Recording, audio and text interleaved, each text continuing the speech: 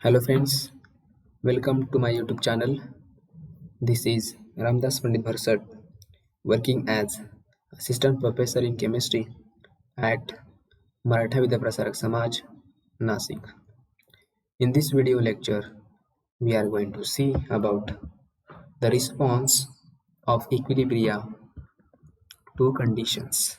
Okay, so we have to see the different conditions. Okay, when we are getting equilibria, if you are applying the different condition during the equilibrium, so what will be the effect of that condition on equilibrium condition? So for that we should know Richard-Lear principle. Richard-Lear principles. If a system at equilibrium is disturbed by changing its condition, the system shifts in the direction that reduces the stress. If given a sufficient time, a new state of equilibrium is established. So in this principle, if you are changing the condition for the specific system, so whatever the equilibrium will be there in that reaction, so it will be the disturbed. Okay, and because of that, stress will be reduced.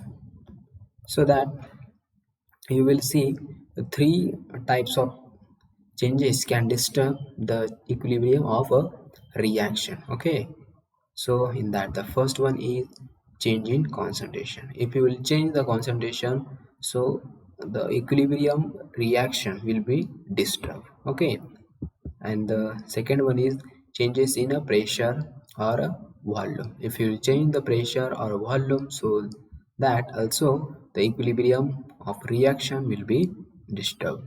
Now third one is change in temperature. We have know the temperature is affecting the rate of reaction. Okay, so that if you will change the temperature, so equilibrium of reaction will be disturbed.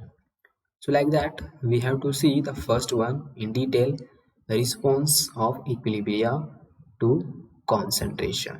Okay, we have know if you will change the concentration, the equilibrium condition will be changed. To increase the yield of product is by removing the product or by adding the reactant. Okay, so in a specific chemical reaction, if you will add the reactant, okay, in that reaction, so what will happen, the yield of product will be more, the yield of product will be increases. Again you will see here, if you remove the product, okay, so that also increases the yield of product. Okay, so you will take this reaction, nitrogen in gas form plus hydrogen in gas form, it gives ammonia. Okay, it is in a gas form, right? So in this reaction, if you want to increase the product, that is ammonia, so what will you do, you will add the reactant. Okay, nitrogen and hydrogen, you will add nitrogen and hydrogen, you will get the more product of. That means you can also say, if you will increase the concentration of the reactant, okay, you will get the more yield of product. Now you will see, you will arrange this reaction in this way. Okay, uh, product divided by reactant. Okay, NH3 2 moles. Okay, so you bracket square here, divided by nitrogen, okay, in bracket nitrogen, and into in bracket hydrogen, okay, bracket q.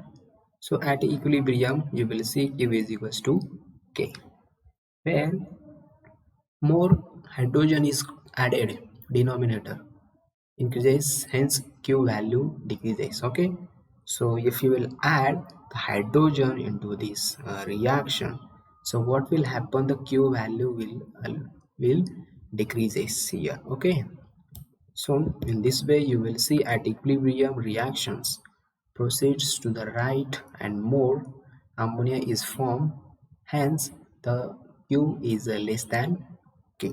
Okay, the q value is less than k, at times you will get the ammonia is formed. Okay, that means the product yield of product will be increases.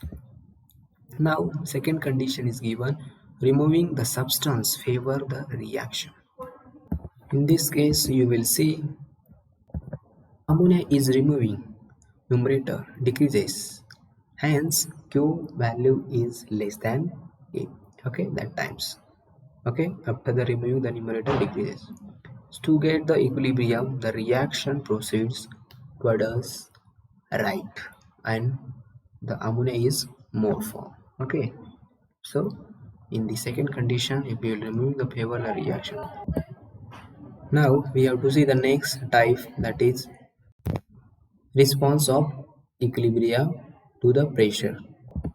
In this type, if you will change the pressure, have little effect on the concentration of solid or liquid because they are only slightly compressible. Okay, if you will increase the pressure, so it will get compressible. Okay, so that you will see the change in pressure do causes significant changes in concentration of gases. Obviously, that times the equilibrium of that reaction will be disturbed. You will see the equation PV is equals to nRT, and you will rearrange for that equation, so you will get P is equals to in bracket N by V RT. So in this equation, N by V is concentration, that mole per liter. At a constant temperature, N, R and T are the constant. If volume occupied by the gases decreases, its partial pressure increases and concentration will be increases. Okay, so you will see the reaction question. Okay, um, you will see that NH3, okay, concentration of ammonia bracket square divided by concentration of nitrogen into concentration of hydrogen bracket cube. So if the pressure is increased, the partial pressure of all the species increases. Okay, if you will change the pressure, the partial pressure will be changed, and that times the Q is less than A. To reestablish the equilibrium, more NH3 will be formed there. Okay, so that in this type you will see the equilibrium will be changed and ammonia will form is there. Now you will see the next type, that is response of equilibria to temperature. If you will change the temperature, you will see the rate of reaction will be changed.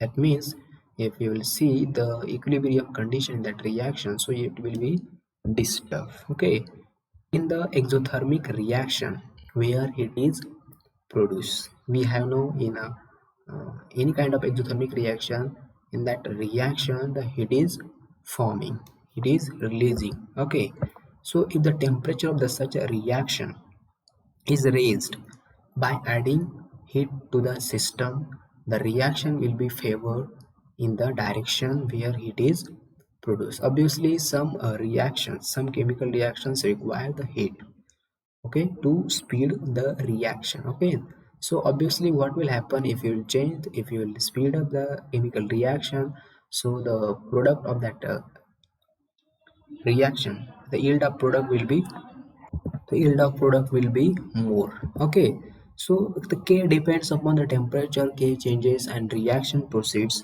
in the direction that move Q towards the new values of K. Okay, so in this way you will see, if you will change the temperature of that reaction, so you will get the equilibrium condition will change, will disturb. Okay,